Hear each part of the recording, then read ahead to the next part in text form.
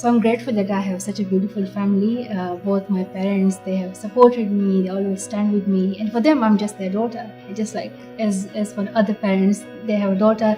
They love her. They take care of her. But then I have two younger brothers, and as usual, brothers, they're cheeky. We still fight. We still argue. And my brothers, they don't care what awards I'm winning outside and who I am, and if I'm an ambassador of something or UN messenger of peace. So when I won the Nobel Peace Prize and I came back to the hotel where we were staying, and my little brother started saying that, look, you have won the Nobel Peace Prize, but it does not mean you become a bossy sister. So I always wanted to get quality education, to go to a good university, and it was my dream, and now that dream has come true, that I'm going to Oxford. I really worked hard for it, and I was so happy when I received the offer, and I'm excited to meet new people, to make friends, to learn. It is a great place of learning.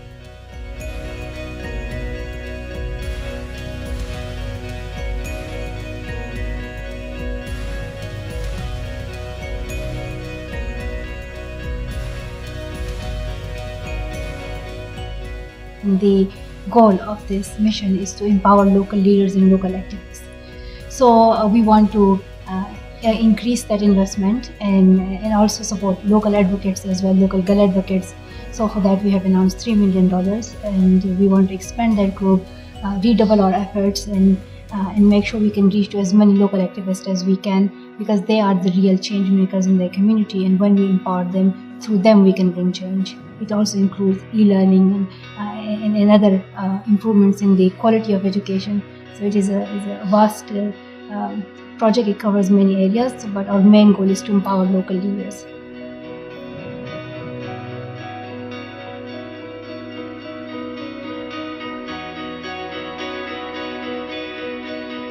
So this year I went on a Girl Power trip, and I went to America, Canada, then Nigeria, Iraq, and Mexico. And in these places I met amazing and incredible girls, and I heard their inspiring stories. In Iraq I met a girl called Najla, and she was 14 years old when she was wearing her wedding dress, and she took off her high heels and she escaped from her wedding. She ran away, and later on her village was captured by the extremists, ISIS, and she was actually attacked, but she did not stop, and she's still continuing her education. She's speaking out. She has survived, and she resisted all that she went through, and the things that we cannot imagine for a second. She has gone through all that, but she's still fighting for education, and she wants to be a journalist. So these are the stories that inspire me, but my aim is to bring these stories then to a global platform like the UN, and allow these girls to meet their country leaders, their local leaders, so that their voices can be raised.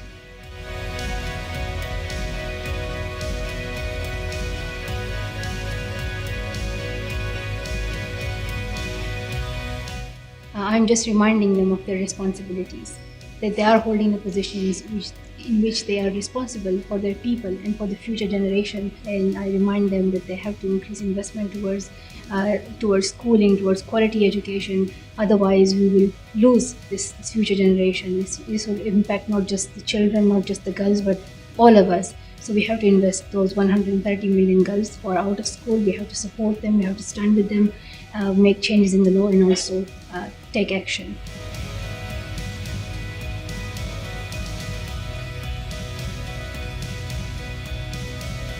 So I think men, they have to do a lot, and my father is an inspiration, because his 5 sisters could not go to school.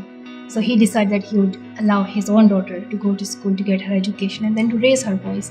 When we started campaigning in Swat Valley, when terrorism started and girls' education was banned, there were many other girls who wanted to speak out, but their parents, their brothers did not allow them.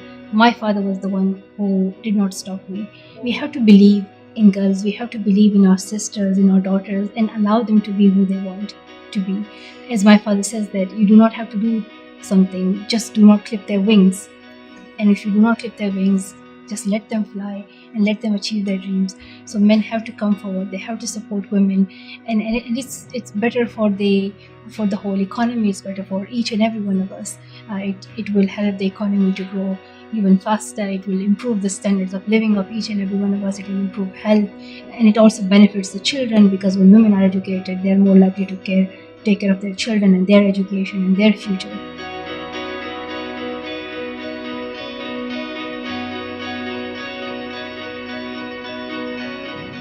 So I have seen a lot in my life, from terrorism, extremism, to then being attacked, and I was at a point where I had to make a decision whether I want to continue my campaign for girls' education or not.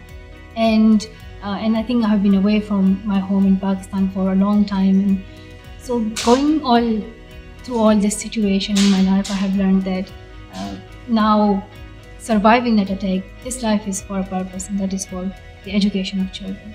So it's only 70, 80 years that we live for, and why not live it for a good purpose? Why not live it for a service that can help humanity, that can help the world?